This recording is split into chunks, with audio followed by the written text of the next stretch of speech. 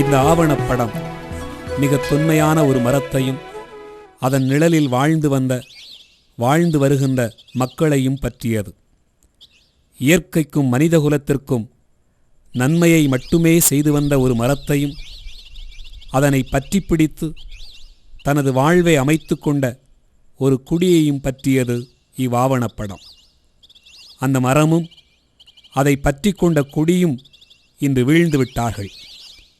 அவர்கள் எழுவதற்கும் மீழ்வதற்கும் மட்டுமல்ல, தொன்மையான அந்த மரமும் வாழ்வதற்கும் சேர்த்தே இப்படம் உருவாக்கப்பட்டது. அனைவருக்கும் என் அன்பு கலந்த வணக்கத்தை தெரிவித்துக் கொள்கிறேன். இந்த ஆவணப்படம் வழியாக உங்கள் அனைவரையும் சந்திப்பதில் மிக்க மகிழ்ச்சி அடைகிறேன். மண்ணையும் மக்களையும் பற்றி பதிவு செய்வது என்பதுதான் சமூக தொடர்பு மையத்தின் மையமான பணியாக இருக்க வேண்டும். ஆனால் மண்ணையும் மக்களையும் மறந்துவிட்டு கனவுகளையும் கற்பனைகளையும் காவியங்களாக உருவாக்கி கொண்டிருக்கிறார்கள். மண்ணையும் மக்களையும் பற்றி அறிய வேண்டும் என்று சொன்னால் ஆவணப்படங்களே உதவியாக இருக்கின்றன. தமிழகத்தில் எத்தனையோ ஆவணப்படங்கள் வெளிவந்திருக்கின்றன. ஆனால் தென் தமிழ்நாட்டின் மிகச் சிறப்புமிக்க தொழிலான பனைத்தொழிலையும் அத்தொழிலை செய்து வருகின்ற மக்களையும் பற்றிய ஆவணப்படம் இதுவரை வெளிவந்திருக்கிறதா என்று சொன்னால் சந்தேகமாகவே இருக்கிறார். இன்றும் பனைத்தொழிலை நம்பி லட்சக்கணக்கான குடும்பங்கள் வாழ்ந்து கொண்டிருக்கின்றன. அவர்களுடைய வாழ்வு நலிந்தே கிடக்கிறார். இந்த பனைத்தொழிலும் இம்மக்களும் மேம்படுவதற்கு மட்டுமல்லாது எல்லா சமூகமும் இனிமையாய் இணைந்து வாழ்வதற்கும் சேர்த்தே இவ்வாவணப்படத்தை பாளையங்கோட்டை மறைமாவட்ட பொருணை சமூக தொடர்பு மையமானது உழைக்கும் மக்கள் பணியகம் மற்றும் பிற்படுத்தப்பட்டோர் பணியகத்தினுடைய மிகப்பெரிய உதவியோடு வெளியிடுகிறார். பனை கற்பகத் தருவாய் மனிதகுலத்திற்கு வாய்த்த பனைக்கும் பனையேற்றத்தில் தம் இன்னுயிரை இழந்த ஆயிரம் பனையேறிகளுக்கும் அவர்களை இழந்து வறுமையில் வாடி வாழ்விழந்த ஆயிரக்கணக்கான குடும்பங்களுக்கும் இன்றும் பனையேற்றத்தை நம்பி வாழ்கின்ற வீரர்களுக்கும் இப்படத்தை படையலாக்குகிறோம்.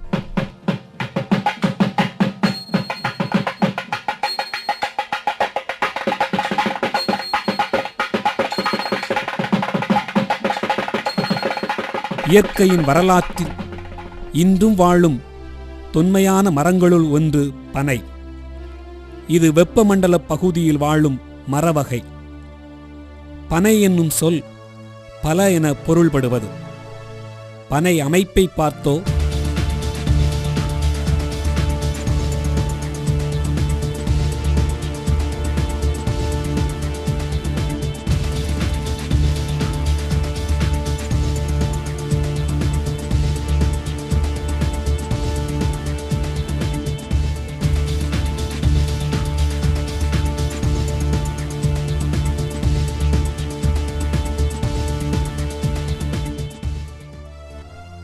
அது தரும் பல்வேறுபட்ட பயனை பார்த்தோ நம் முன்னோர்கள் அதனை பனை என்று அழைத்திருக்க வேண்டும். இந்த பனைகள் தென்னிந்தியாவில் அதிகம் காணப்பட்டாலும் மிக அதிகமாகவும் நெருக்கமாகவும் காணப்படுவது தமிழ்நாட்டின் தென் மாவட்டங்களிலும் ஈழத்திலும் தான்.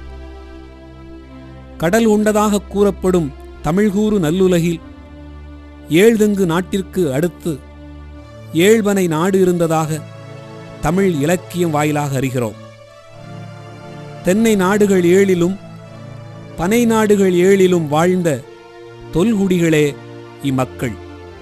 ஏறத்தாழ இன்றைய கேரளாவின் தென்கிழக்கு மூலைப்பகுதி, தமிழகத்தின் கன்னியாகுமரி மாவட்டம், தூத்துக்குடி மாவட்டம், திருநெல்வேலி மாவட்டத்தின் தென்கிழக்கு பகுதி, ராமநாதபுரம் மாவட்டத்தின் தென்கிழக்கு பகுதி, இலங்கையின் வடமேற்கு வடகிழக்கு பகுதிகள் ஆகியவையும் இவற்றையொட்டி கடலுள் அமிழ்ந்து போன நிலப்பரப்பும், அதாவது வங்காள விரிகுடாவிலும் இந்திய பெருங்கடலினுள்ளும் அமிழ்ந்து போய் உள்ள நிலப்பரப்பும் இம்மக்களின் பூர்வீக நிலமாகும். இம்மக்கள் சார்ந்து வாழ்ந்த பனையை கற்பகத்தரு என்பர். பனையை சார்ந்து வாழும் ஒருவர் வேறு எவரையும் சார்ந்து வாழ தேவையில்லை என்பது பனையேறி குடிகளின் வழக்கு. நிலத்தை ஓர் உழவன் வேளாண்மை செய்வது போல் பனையேறியும் ஒரு பனையை மிக நேர்த்தியாக பனையாண்மை செய்கிறான். அதைத்தான் பனையேற்றம் என்கிறோம். மரத்தின் கனிகளை மனிதன் எப்போது உண்டானோ அதற்கடுத்த நிலையிலிருந்தே பனையேற்றமும் தொடங்கியிருக்க வேண்டும். உழவு தோன்றிய காலமும் பனையேற்றம் தோன்றிய காலமும் ஒன்றே. பனையேற்றம் என்பது பனங்குழி போடுவதிலிருந்து பதநீர் இறக்குவது தொட்டு அதன் ஓலையிலிருந்து கூரை வேய்ந்து மட்டையிலிருந்து நாற்பெட்டி முடைவது ஈராக உள்ளது பனையேற்றம். சுண்ணாம்பு பதநீரும் கருப்பட்டியும் மனிதன் சுண்ணாம்பை உருவாக்கிய பின்தான் பிறந்தவைகளாக இருக்கலாம். பனையாண்மை செய்வதற்கென்றே ஒரு குடி தமிழ்கூறு நல்லுலகில் வாழ்ந்து வந்தது, வாழ்ந்து கொண்டிருக்கிறது. இக்குடியின் மக்கள் நாடார், சாணார் என்று அழைக்கப்படும் சான்றோர் குடியினர்.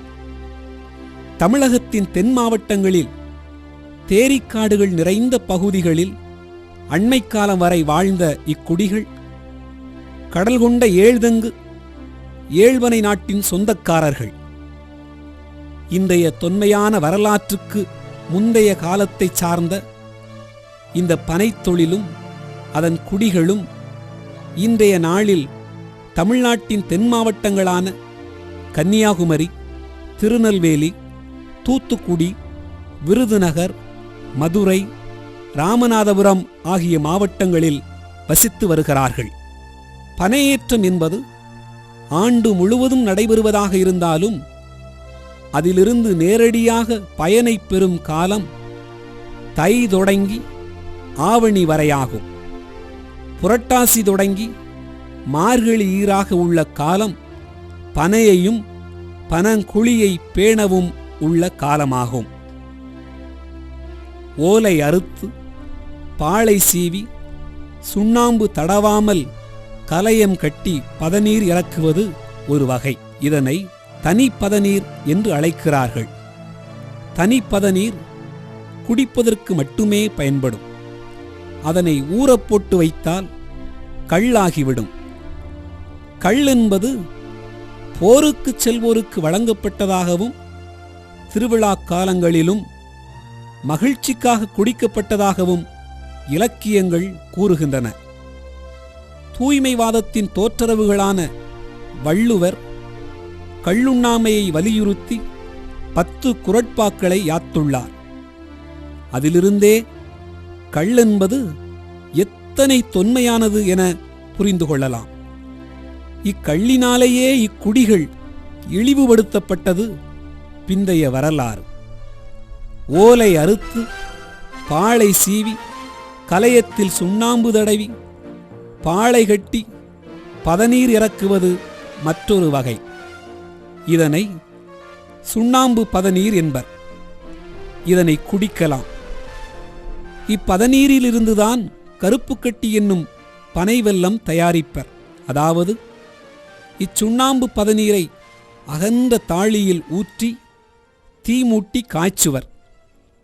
அவ்வாறு ஏறத்தாழ 2 மணி நேரம் காய்ச்சும்போது அது பாகாக கூழ்ம நிலையை அடையும்.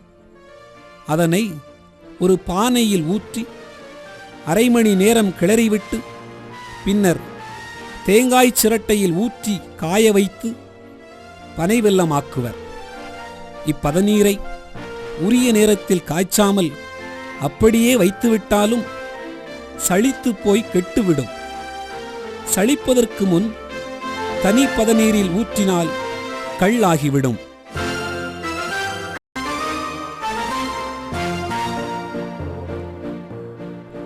பனை ஓலையிலிருந்து கூரை வேய்வது, பெட்டி முடைவது, பாய் முடைவது, பனை நாரினால் கட்டில் பின்னுவது, தோண்டி பட்டை செய்வது, மட்டையிலிருந்து நார் உரித்து கயிறாக பயன்படுத்துவது, பெட்டி, கூடை, குடுவை முடைவது என பல வகை பயன்பாட்டு பொருட்களை உருவாக்குவது, மட்டையை இணைத்து வேலி அடைப்பது ஒரு வகை. பனங்கொட்டையை கிழங்காக விளைய வைப்பது, வடலி வளர்ப்பது என்பது இன்னொரு வகை.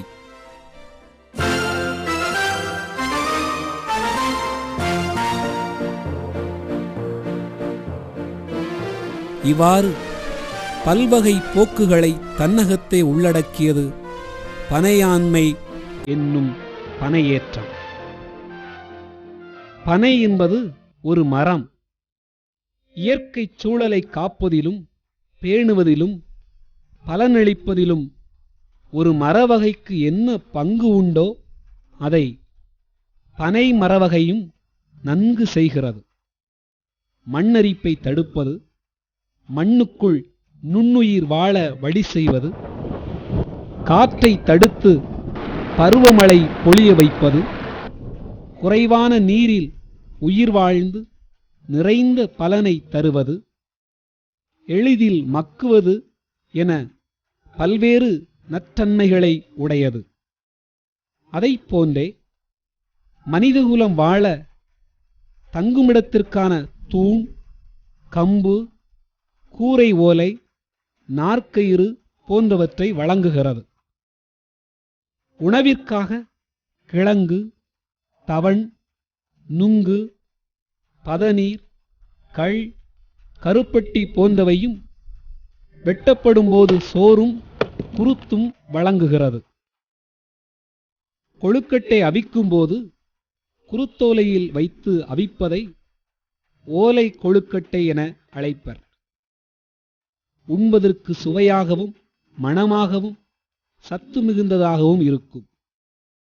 வெம்மை காலத்தில் பதநீர், நுங்கு ஆகியவை மருந்து பொருளாக பயன்படுகிறது. சித்த மருத்துவத்தில் கருப்பட்டி ஒரு மூலப்பொருளாகவே பயன்படுகிறது. எலும்பு முறிவுக்கு பனை மட்டையை கொண்டே கட்டுப்போடுவார்கள். ஏந்து பொருட்களுக்காக பாய், பெட்டி, கூடை, முறம், குடுவை, பை, தட்டு, கயிறு என பல பொருட்களையும் வழங்குகிறது. இவ்வாறு மனிதகுலத்திற்கு நன்மை பயக்கும் மரமாகவும், விலங்குகளுக்கு குறிப்பாக ஆட்டிற்கும் மாட்டிற்கும் உணவுப் பொருளாகவும் ஆகிறது இப்பனை. மேலும் மனிதகுலத்திற்கு எண்ணியதை எழுத ஏடு வழங்கியதும் இத்தாழிப்பனைதான். பதநீர் என்னும் தனிப்பதநீர் இறக்குவதை கள்ளு இறக்குவதாக தூய்மைவாதத்தால் இழிவுபடுத்தி பின்னர் அதனை அரசே விற்பனை பொருளாக்கி வருமானம் பார்த்துவிட்டு கடைசியில் மதுவிலக்கு என்னும் பெயரால் தனிப்பதநீரை மட்டும் அரசே தடை செய்துவிட்டது பனையேற்றத்தின் வீழ்ச்சிக்கு முதற்படி. காமாலை கண்ணனுக்கு காண்பதெல்லாம் மஞ்சள்.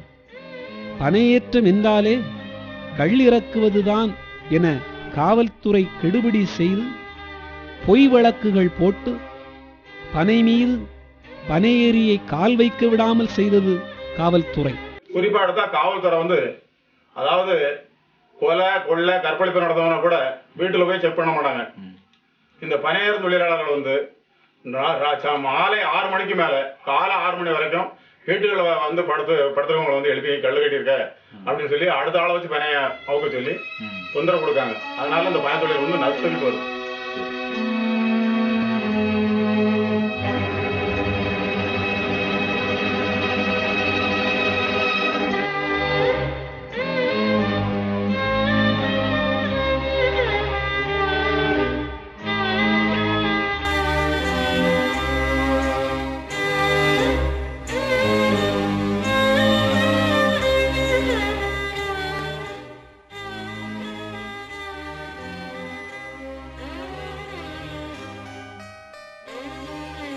அப்பாவை போலீஸ் பிடிச்சி போயிட்டாங்க, கல் இறக்குனாங்கன்னு சொல்லி வைக்கிறது போட்டு. அதனால தான் நாங்கள் அப்படியே இந்த தொழில் வந்துட்டோம்.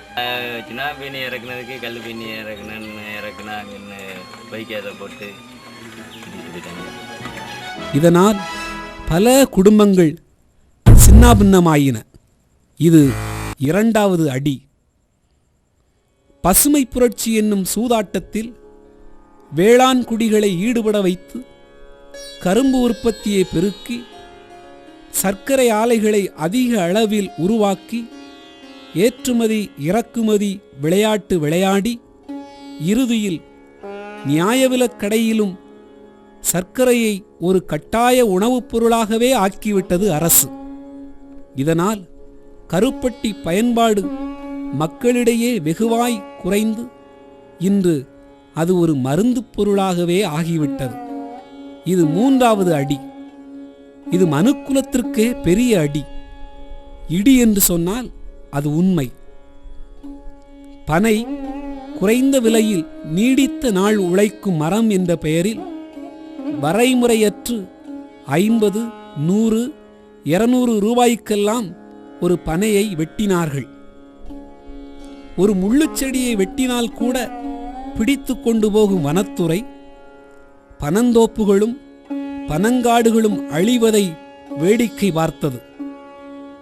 தேசிய பறவையான மயிலை வேட்டையாடக்கூடாது, தேசிய மரமான ஆலமரத்தை அழியவிடக்கூடாது. ஒரு ஆலமரத்தை பாதுகாக்க சென்னை அடையாறில் பல கோடி ரூபாய் செலவு. ஆனால் தமிழ்நாட்டின் தேசிய மரமான பனையை வரைமுறையின்றி அழிக்க அனுமதி.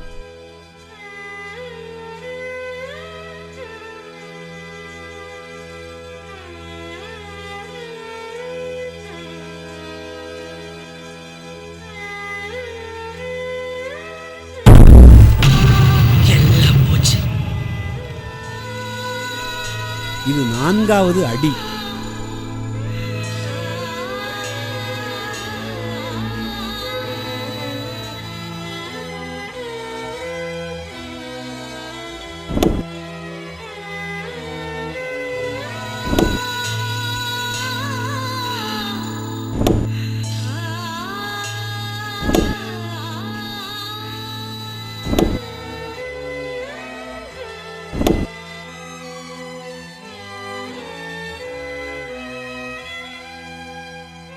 நாங்கள் பனை அறிக்கிட்டுக்கோம். இந்த பனையை வந்து அவனுக்காக வெட்டுக்கு விட்டுருந்தாங்க.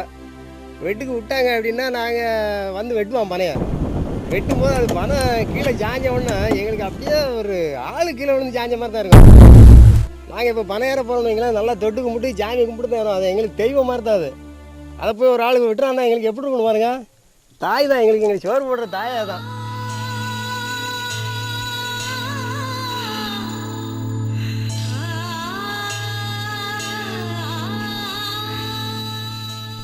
அனைத்து தொழில்களிலும் நுட்பத்தை உருவாக்கவும் புகுத்தவும் அரசே ஒதுக்கீடு செய்தது.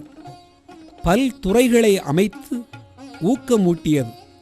ஆனால் பெயருக்கென்று பனை வளர்ச்சி கழகம் என்ற ஓரங்கட்டப்பட்ட ஒரு துறையை கண்துடைப்புக்காக உருவாக்கி வஞ்சனை செய்தது ஐந்தாவது அடி. அரசே வேளாண்மைத்துறை வழியாக அனைத்து மரங்களையும் பயிர்களையும் ஆய்வு செய்து அவற்றை பயிரிட நுட்பங்களை கற்றுக் கொடுத்து பொருளீட்டச் செய்தது. ஆனால் பனையை மட்டும் அரசுக்கு லாபமில்லை என்று ஒரு காரணத்தை கூறி மாற்றாந்தாய் பிள்ளையாக வாடவிட்டது ஆறாவது அடி. உண்மையிலேயே பனை சார்ந்த தொழிற்சாலை உருவாக்க போதிய மூளை இவர்களிடம் இல்லை என்பதுதான் உண்மை. நான் 1 கிலோ சீனிக்கு 22,000 லிட்டர் தண்ணி வேணுங்க. ஆனால் வெள்ளத்துக்கு தண்ணீரே வேண்டாம். தண்ணி அது வானத்தில் இருக்க நீரையும் கீழே இறக்கி கொடுக்கு. இதுக்காக பிரத்யோகமாக உள்ள பாசனமும் வேறு வேண்டாம். எங்கள் ஊரில் அப்போ பனையேறுதவர்கள் ஆள் ரொம்ப ஜாஸ்தி. நான் சொல்லுறது 30 வருஷத்துக்கு 30 வருஷத்துக்கு ஓட்டி ரொம்ப கட்டையாக பனை. இந்த கட்டை பனையில் காலையில் ஒரு டின்னு, அதாவது எண்ணெய் டின்னு 18 லிட்டர் டின்னு காலையில் 18 லிட்டர் இறக்கிடுவார். கொஞ்ச நேரத்தில் இன்னும் ஒரு 10 லிட்டர், ஆக 30 லிட்டர் பயணி. 30 லிட்டர் பயணின்னா என்ன ஆச்சுன்னு கணக்கு போடுங்க. இந்த கணக்கை நீங்கள் நல்லா கவனிக்கணும். ஒரு டன் க்ரஷ் பண்ணால், ஒரு டன் பண்ணால் 100 கிலோ தான் சீனி கிடைக்கும். 22,000 லிட்டர் தண்ணி கொடுத்து சாகுபடி பண்ண கரும்பில் ஒரு டன்னுக்கு ஒரு 100 கிலோ தான் சீனி, 10 ஒன்று தான் கிடைக்கும். ஆனால் பனையில் ட்ரையாக இருக்குது, அதாவது குளிர்காலத்தில் 4ல் 1 ரெக்கவரி ஆகும். 4 கிலோ பயணினா, 4 லிட்டர் பயணினா 4ல் 1 கிலோ வெள்ளம் வரும். கணக்கு பாருங்கள், 4ல் 1 தண்ணி ஒன்றுமே கிடையாது. நாங்கள் இந்த கணக்கு போட்டு 30 லிட்டர், அதை 20 லிட்டர் தான் கணக்கு கொண்டு வந்தோம். 300 பனையை கணக்கிட்டு வந்தால் இந்தியா பெரிய வல்லரசாக கொண்டு வந்துடலாம். பனை சார்ந்த தொழிற்சாலை உருவாக்கி பலருக்கு வேலை கொடுத்து பல 100 கோடி ரூபாய் வருவாய் ஈட்ட முடியும் என்ற உண்மை தெரிவது என்றோ. பயனடையவும் வளர்ச்சி காணவும் முடியாத சான்றோர் குடி நிலமற்றவர்களாக இருந்த காரணத்தினால் படலிகளை உருவாக்காமலேயே விட்டுவிட்டது. பெற்ற பிள்ளை தாயை மறந்தது போன்ற நிலை 7வது அடி. இதன் விளைவாக செயற்கை கூரைகள் உருவாகின. செயற்கை பை, முறம், துடைப்பம், பெட்டி, குடுவை உருவாகின. மக்காத பொருட்கள் பெருக்கம் எல்லா தெருக்களிலும் காணப்படுகிறது. இவற்றினால் சுற்றுப்புற சீர்கேடு அரங்கேறிக் கொண்டிருக்கிறது. மண் அரிப்பு வளர்ந்து கொண்டிருக்கிறது. மானாவாரியில் மழையின்மை வழக்கமாகிவிட்டது. 5ல் ஒருவருக்கு சர்க்கரை நோய், அதனால் ஏற்படும் மருத்துவ செலவு. சீமை மதுவால் உடல்நலக்கேடு, அதனால் ஏற்படும் மருத்துவ செலவு. கருப்பட்டியின் 5 வகை சத்தை இழந்து 1 வகை சத்து மட்டுமே உடைய நஞ்சை உண்பது, அதனால் நோயும் மருத்துவ செலவும் அதிகரித்து கொண்டே இருக்கிறது. பனையேற்றத்தை நம்பியிருந்த பல்லாயிரக்கணக்கான குடும்பங்கள் மாற்று தொழில் தேடியும் மாற்று வேலை தேடியும் புலம்பெயர்ந்தது, கூலிகளாய் மாறிப்போனது மறக்க முடியாது. கேடு விளைவிக்கும் பீடி சுற்றுதல் போன்ற தொழில்களில் ஈடுபடுவது மண் சார்ந்த ஒரு தொழிலையும் மானத்தோடு கூடிய வாழ்வையும் இழந்தது. இதனால் இம்மண்ணின் தொன்மையையும் தொழில்நுட்பத்தையும் நாகரிகத்தையும் உலகிற்கு உரைக்கும் ஒரு தொழிலை மீட்க வேண்டும் என்பதால் வேண்டும் பனையேற்றம். எள்முனையளவும் இயற்கைக்கும் இயற்கையொட்டிய மனித வாழ்விற்கும் தீங்கு விளைவிக்காத ஒரு தொழில் வாழவும் வளரவும் வேண்டும் என்பதால் வேண்டும் பனையேற்றம். இயற்கையை பேணவும் இயற்கையின் பயனாய் மனிதன் வாழவும் வேண்டும் பனையேற்றம். சர்க்கரை நோய், குடற்புழுக்கள் பெருக்கம், இருதய பழுது, சிறுநீரக பழுது போன்ற நோய்களிலிருந்து மக்களை பாதுகாக்கவும் வேண்டும் பனையேற்றம்.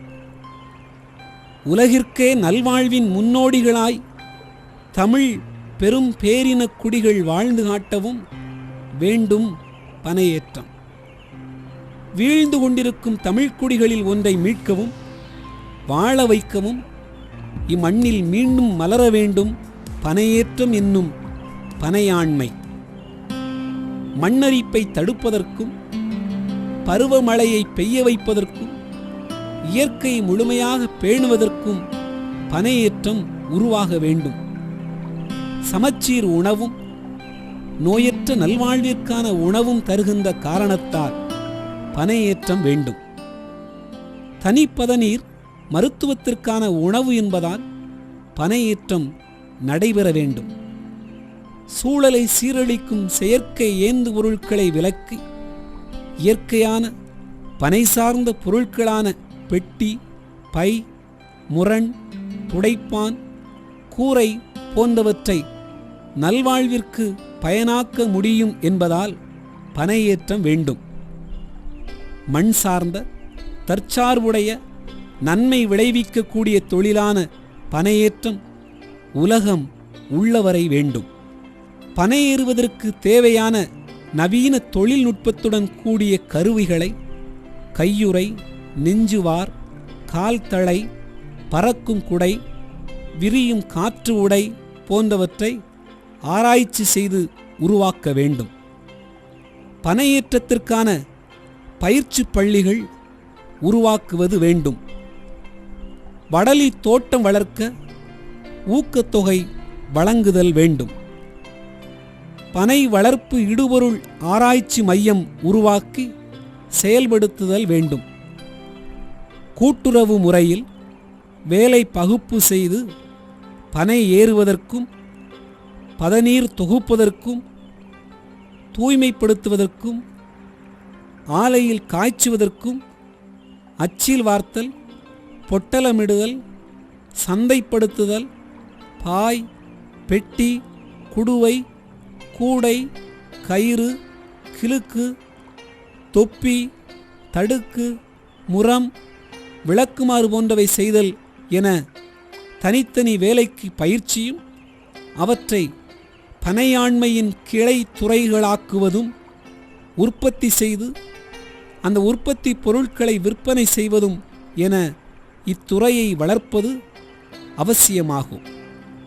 பனை வளர்ப்புக்கு ஊக்கத்தொகை வழங்குதல் வேண்டும். பனையை வெட்ட கட்டாயமாக தடை செய்ய வேண்டும்.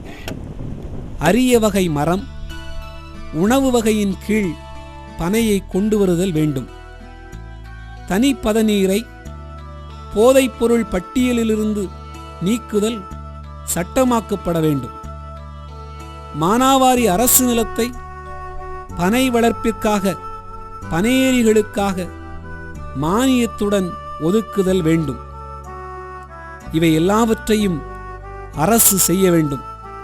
செய்ய மறுத்தால் சான்றோர்களே இதை முன்னின்று செய்தாக வேண்டும்.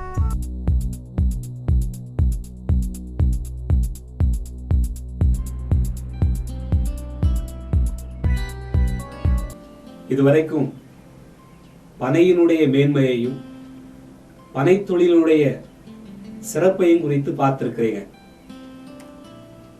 தமிழகம் வாழ்வோடு கலந்துவிட்ட பனைத்தொழிலின் வழியாக நம் நாட்டையே உயர்வுரையச் செய்ய முடியும். ஏனெனில் தேரிக்காடுகளில் ஒரு மரத்தை பற்றி பிடித்துக் கொண்டு வாழ்ந்த ஒரு சமூகம் இன்று நாட்டிற்குள்ளாக வந்து கல்வி, அரசியல், பொருளாதாரம் இன்றும் எல்லா துறைகளிலும் உயர்ந்து நிற்கிறது என்று சொன்னால், இந்த தொழிலை உயர்த்தினால், இத்தொழிலை செய்கின்ற மக்களை உயர்த்தினால், இத்தொழிலை எல்லாரும் செய்கிற தொழிலாக மாற்றினால் நம்முடைய நாடு உயரும் என்பதில் சந்தேகமே இருக்க முடியாது. இத்தொழிலை உயர்த்துவதற்கு அரசு நவீன தொழில்நுட்பத்தை இத்தொழிலுக்குள்ளாக புகுத்த வேண்டும். நாமும் பல நல்ல காரியங்கள் செய்ய வேண்டியிருக்கிறார். அதாவது இன்றிலிருந்து கருப்பட்டியை பயன்படுத்த வேண்டும். சர்க்கரை போன்ற கெமிக்கல் நிறைந்த உடலுக்கு தீங்கு விளைவிக்கக்கூடிய பொருட்களை தவிர்க்க வேண்டும். பதநீர், நுங்கு போன்ற இனிமையான இயற்கையான உணவுகளை உண்டு பருகி செயற்கையான பானங்களை தவிர்த்தோம் என்று சொன்னால் உடலுக்கும் நல்லது, இந்த தொழிலுடைய உயர்வுக்கும் நாம் வழி செய்வதாக அமையும். மேலும் தரிசு மானாவாரி நிலங்களில் ஒரு 10 அடிக்கு கடலி வீதம் வளர்க்க நாம் தொடங்கினோம் என்று சொன்னால் இந்த தொழிலும் இந்த வாழ்வும் உயர்வதற்கு நாம் உதவி செய்ய முடியும். மேலும் ஒருவர் ஒரு நாளைக்கு 50 வரை தான் ஏற முடியும். ஆனால் இதை 300 பனையாக ஆக்குவதற்கு ஆராய்ச்சி மேற்கொள்ளப்பட்டு வருகிறார். அது மட்டுமல்லாது பனையின் வழியாக கிடைக்கக்கூடிய பொருட்களை உணவாகவும் பயன்பாட்டு பொருளாகவும் மாற்றுவதற்கான ஆராய்ச்சியும் மேற்கொள்ளப்பட்டு வருகிறார். அந்த ஆராய்ச்சியை நாம் ஊக்குவிப்பதற்கு முயற்சி எடுக்க வேண்டும். மேலும் இவை எல்லா காரியங்களையும் நாம் செய்வதற்கு முயற்சி எடுத்தோம் என்று சொன்னால் இன்னும் 15 ஆண்டுகளில் இந்த நாட்டினுடைய சிறந்த குடிமக்கள் நாம் என்று பெயர் எடுக்க முடியும். பதனிக்கு நிகராகுமோ சான்றோர் கொடுத்த பதனிக்கு நிகராகுமோ, பதனிக்கு நிகராகுமோ சான்றோர் கொடுத்த பதனிக்கு நிகராகுமோ, பதனிக்கு நிகராக துதி சொல்வோம் என்று சொல்லி, பதனிக்கு நிகராக துதி சொல்வோம் என்று சொல்லி, பதனிக்கு நிகராக துதி சொல்வோம் என்று சொல்லி, பதனிக்கு நிகராக துதி சொல்வோம் என்று சொல்லி, பாதி சில வீதமான் தாதி சில வீதமான், பாதி சில வீதமா பாதி சில வீதமா பாதி சில வீதமான், பாதி சில வீதமா சரளி பாதி சில வீதமான், பாதி சில வீதமா மாய காலத்தில் விட்டு மீளப்பு சென்று பசு மாட்டுப்பாலில் விட்டு கூட்டுருசை கொண்டால், பதனிக்கு நிகராகுமோ பதனிக்கு நிகராகுமோ சான்றோர் கொடுத்த பதனிக்கு நிகராகுமோ. ஆகவே நலமான வாழ்வு, சுகமான வாழ்வு அல்லது இனிமையான வாழ்வு என்பது எங்கோ ஓரிடத்தில் இருக்கிறது என்பதல்ல. நம்ம ஊரில், நம்ம வீட்டில், நம்ம தோட்டத்தில் தான் இருக்கிறது என்பதை புரிந்து கொள்வோமா? நன்றி.